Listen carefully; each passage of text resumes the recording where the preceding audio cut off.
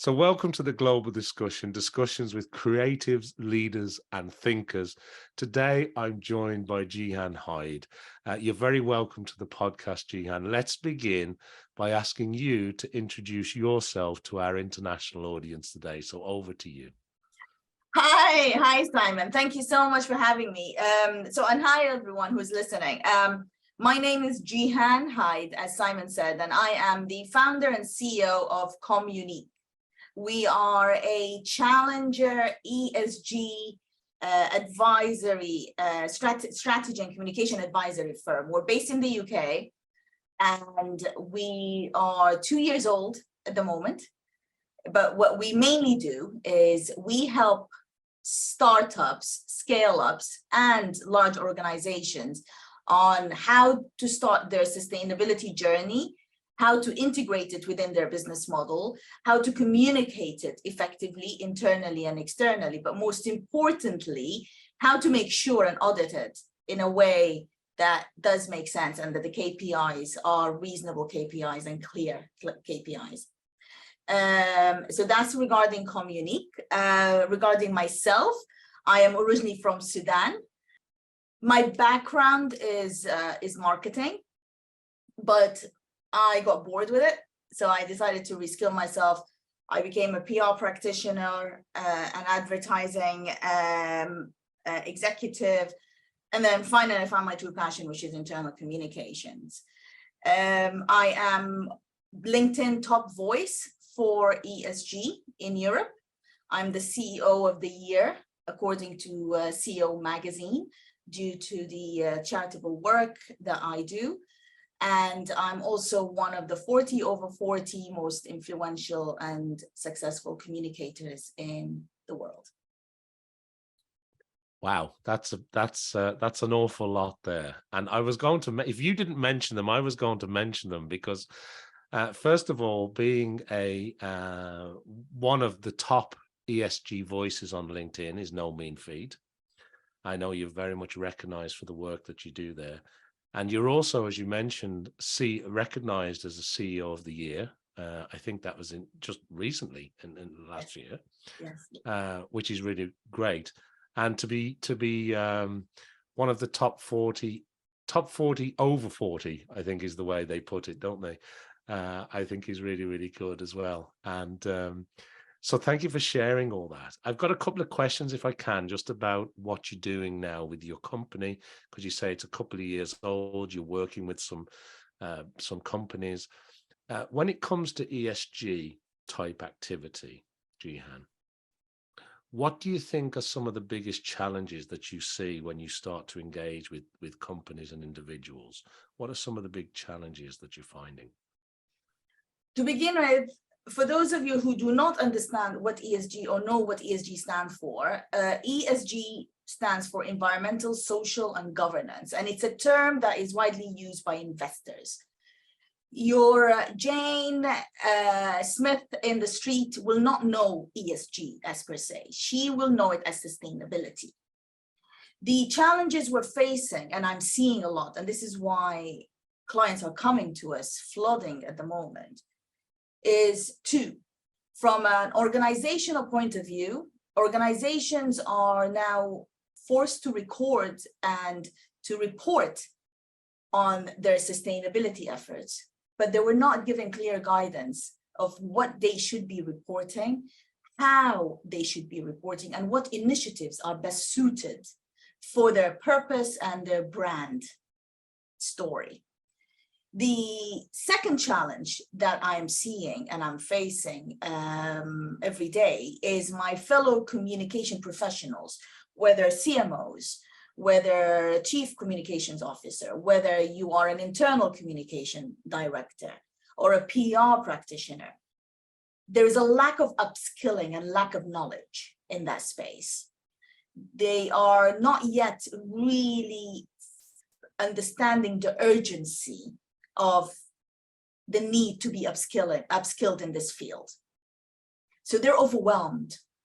And it's a technical topic, Simon. ESG is a very technical topic, but it's not a difficult topic. There's a difference between technical and difficult. You just need to understand what it entails and then break it down into simple, lessons.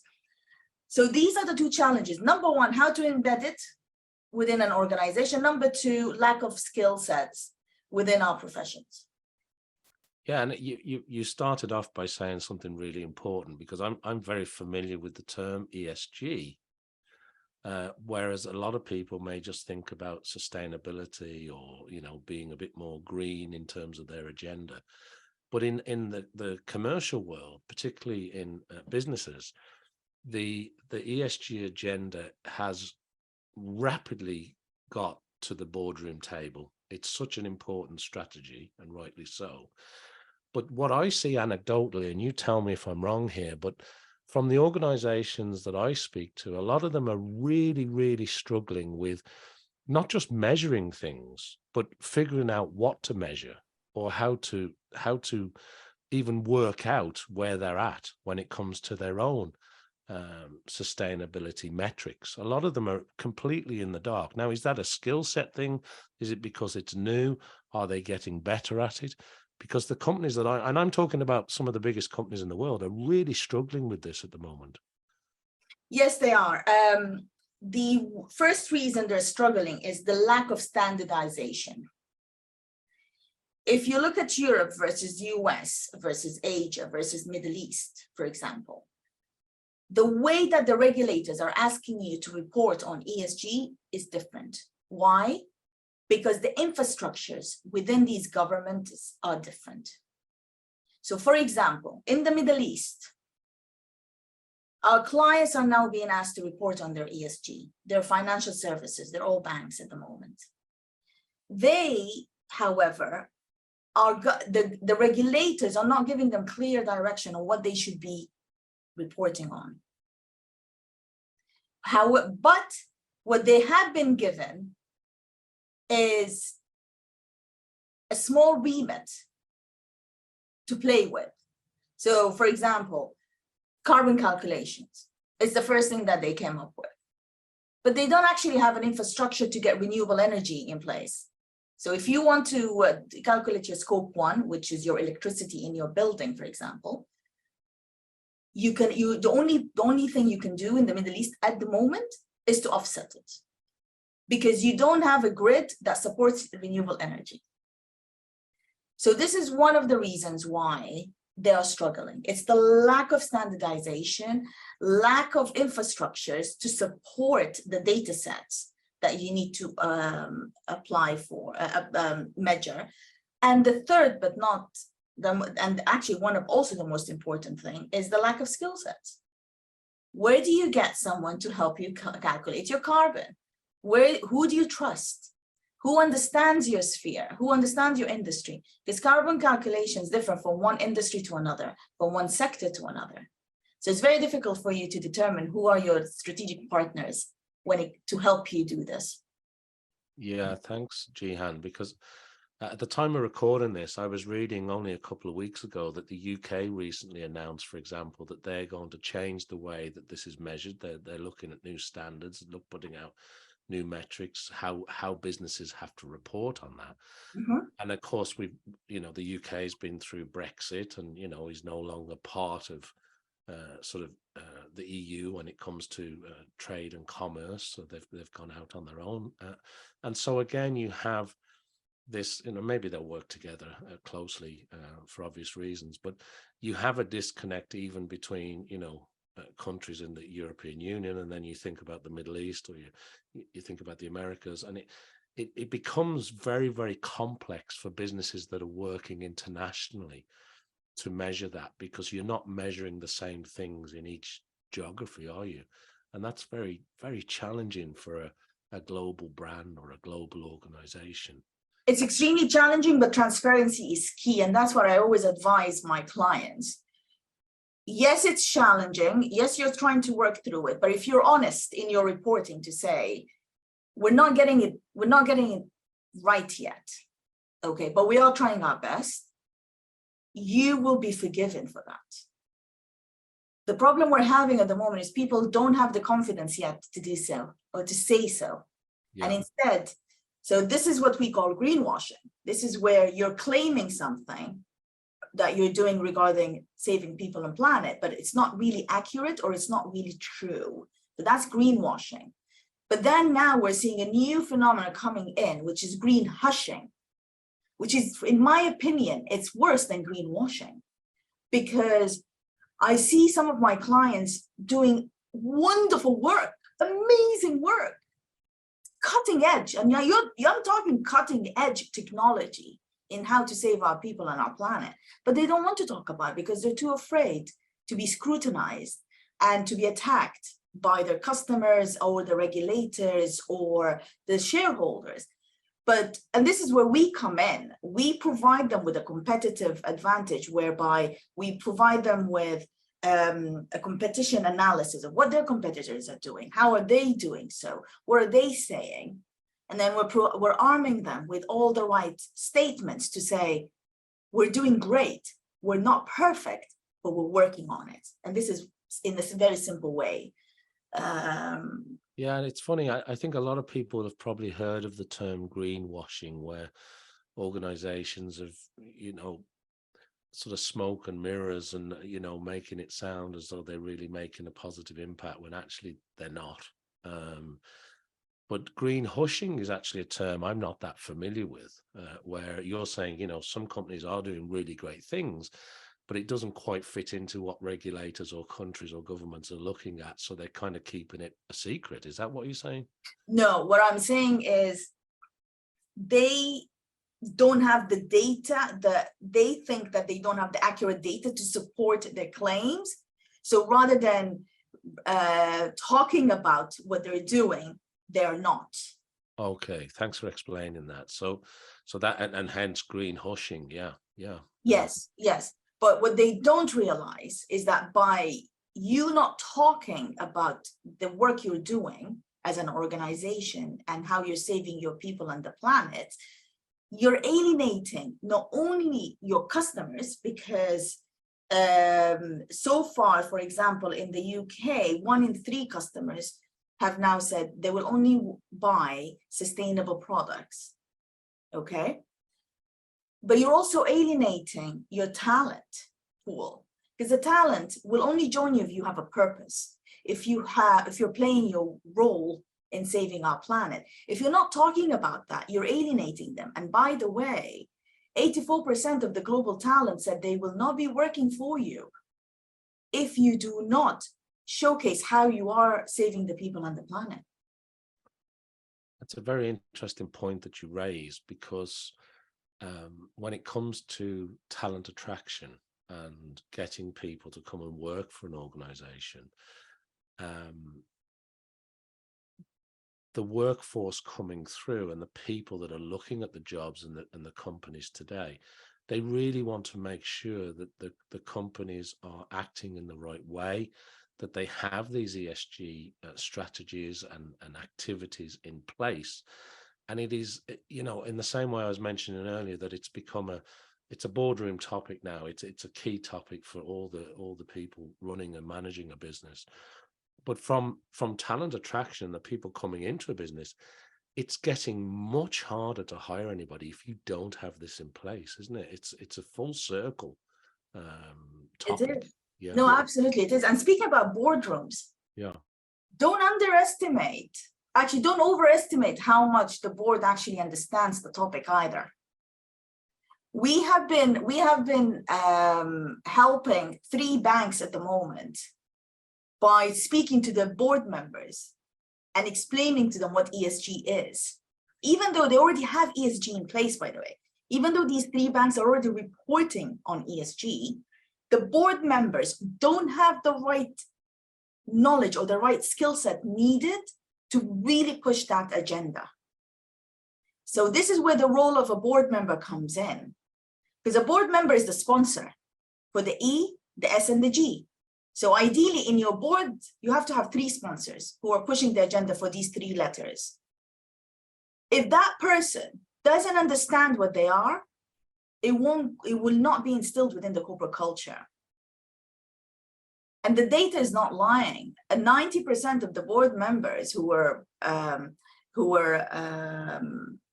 surveyed by PwC said that they do not understand ESG, but they understand finance very well. So this is where the communication team comes in. This is where the sustainability teams comes in, whereby we need to make sure, do the board actually understand this topic?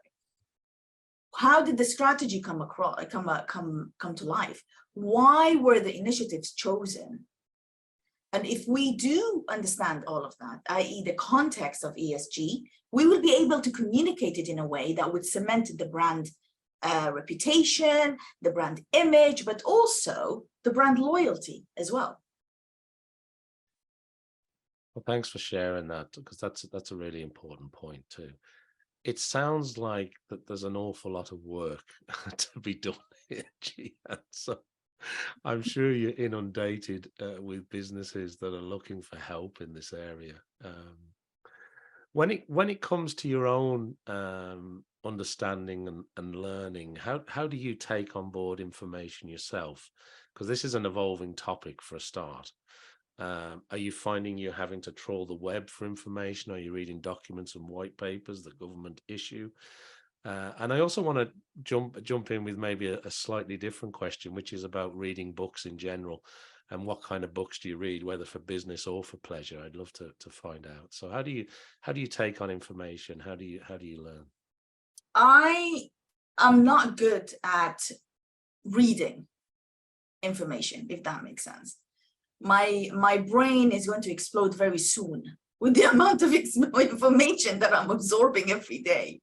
So what I go to web podcasts, actually. Podcasts are my passion. And this is where the information really lies. I start off by listening to the podcast, then transcribing the podcast using applications like Otter, for example, and then looking at it again. And then this is where it cements. I also like to break it into layman terms. So if you're talking to me about offsetting, carbon offsetting, what does that mean? What does a ton of CO2 mean? You know, so I like to break it into small. So it takes a while for me to really absorb information. But once it's in, it never goes. The books I read, believe it or not, have nothing to do with communications, has nothing to do with sustainability. I like to read books that would help me think differently. So for example, at the moment, I'm reading a book called Anthrovision, and it's how anthropology can explain business and life. Okay, and it's written by the editor-in-chief of the Financial Times, Gillian Tett. The lessons I'm learning from it, and by the way, I got it on audiobook to start with. I listened to the whole book, and then I went and I got the actual book so I can highlight the parts that really resonated with me. It's just because one thing you need to understand about sustainability in general, it's a mindset change, it's a behavioral change. For you to change a behavior, to change your mindset, you need to understand the background of the person you're trying to change. You need to understand the culture they're coming from so that you can speak their language, you can relate to their values. And this is where anthropology and ethnography comes into play. This is where behavioral science comes into play. And these are the type of books I read. Thank you for sharing that. Yeah, and I'm familiar with that book by Gillian Tett. It's actually a great read. Yeah, so thanks for sharing that. Did you enjoy it? Yeah, absolutely. Yeah, and I think I love what you're saying there as well, because a lot of people will mention books, but you know, to mention a podcast and to transcribe it and to really absorb the information, because I think podcasts are a wonderful way of listening to key people and experts in particular fields and topics. So I love that way of learning, Gihan, and I'm a big audiobook fan myself. I think it's a really useful way and a time effective way to take on board information. So thank you for sharing that. Quick question, just going back to the topic of ESG.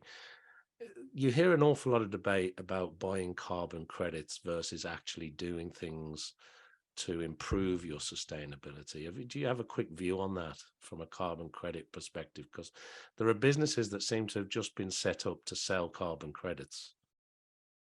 There is, yes. my greenie friends, as I call them, and they are very good friends of mine, I hear a lot of attack regarding offsetting and carbon credit buying. I personally don't have a problem with that, as long as you demonstrate how you're mitigating and you're working towards reducing your carbon. But to start off by buying carbon credit and offsetting, I don't have a problem. Because again, don't forget, not every infrastructure within the world supports what we have in Europe. And I think that's where my fellow ESG specialists and ESG communication professionals don't realize. You live in a very advanced area at the moment. You are in an advanced country. Others don't have that privilege. If I talk about offsetting carbon or reducing carbon emission to my mom who's in Sudan, she's gonna laugh at me. She was like, Gihan, we don't even have electricity, so we don't even have carbon. You know, so to start off with carbon offsetting and credit buying, I don't have a problem with. Just make sure that you clearly state what's your next move when it comes to reducing your carbon footprint. Thanks, Gihan. I just wanted to get a view on that. So thanks very much for sharing that. Now, obviously over your career, and we mentioned some of your sort of successes at the top of the podcast, but you must have people that you look to, that you admire, that have maybe inspired you, whether it's from an early childhood or in your career journey to date. Is there anybody that springs to mind that sort of inspires or that you admire, either in a business or a personal life perspective? You know what, I get asked this question a lot, and I always struggle to answer it, because not because I don't have a lot of people whom I admire, it's because there's so many people that I don't want to, you know, not do justice to, but there are three characters of people whom I admire. Rather than actual individuals, I'm going to give you characters. I admire someone who is not afraid of asking difficult questions, who's not afraid of coming across as being inquisitive and not knowing the answer. I admire someone who is proud of who they are and are proud of what they stand for, but also acknowledge that they're not perfect. No, I admire these two characters the most. Someone who's not afraid to ask questions and appear that they don't know the answers to everything. And someone who showcases, who is proud of who they are, but also acknowledge that they're not perfect. These are the two characters I admire the most. I think that's a great way of answering that question. So thank you, Gihan, for sharing that insight. What about advice? Obviously, you're giving a lot of advice, particularly around ESG at the moment. You're sharing advice, I'd say, every day of the week. But what about advice for life, for business? Is there any advice that you received or that you'd like to share? My advice, if you are I'm going to give an advice if you're a founder, and an advice if you're an individual, okay? If you're a founder and a sole founder like I am, do not get fooled by social media and how it's perceiving your other fellow founders, because what you see is not really true. There is so much behind the scenes that we're not seeing. So don't ever beat yourself down. Don't ever think you are doing something wrong, because you don't know what goes behind the scene with this other person or your competitor. As an individual, my advice is, if you are a communication professional or if you're a creative person and you want to really make a stamp,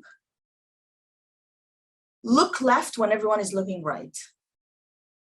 Try to be different. Ask questions, ask difficult questions, become the joker. Don't be ashamed of asking questions and admitting that you don't know the answers. So these are my two advices. Thank you, Gihan, for sharing that. The last thing I want to ask you today before we wrap up is, as we go through this new year, You've obviously got a lot of activities that you're working through, but is there anything else that you'd like to share or to bring some attention to before we wrap up the episode today? And the second part of what I want to ask you is, if people want to reach out to you or your organization, or to find more out about the activities that you're involved in, where's the best place for people to find you? What we're working on for this year, and I think this will interest a lot of your listeners, is really providing training courses that are affordable for my fellow creative professionals. These training sessions are very simple sessions whereby we introduce what is ESG, what does it mean to you as a creative person versus what does it mean to you as a founder, for example. What's the ecosystem around it? Why should you care? And how should you communicate it effectively?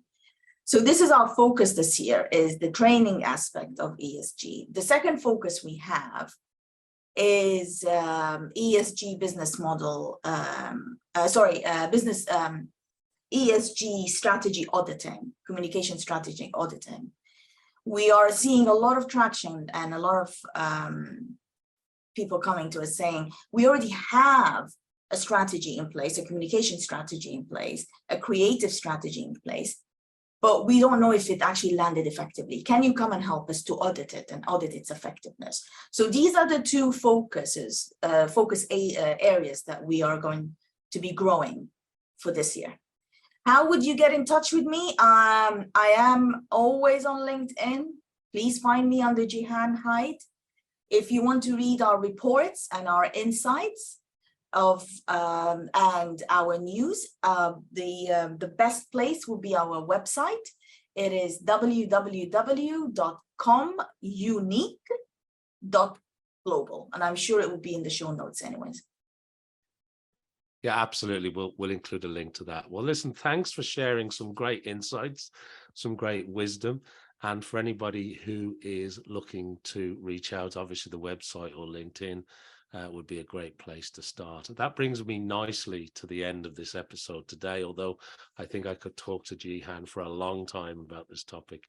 Maybe we'll have to do it again sooner rather than later. So thanks to Gihan, thanks to everybody for watching the global discussion or listening to this episode. Make sure that you like, follow, subscribe, do all the normal things that you do with the podcast. We'd like you to do that. And I hope you join me again for some more interesting discussions with creatives, leaders, and thinkers. Thank you, Gihan. It's been an absolute pleasure to talk to you today. Thank you, Simon. My pleasure.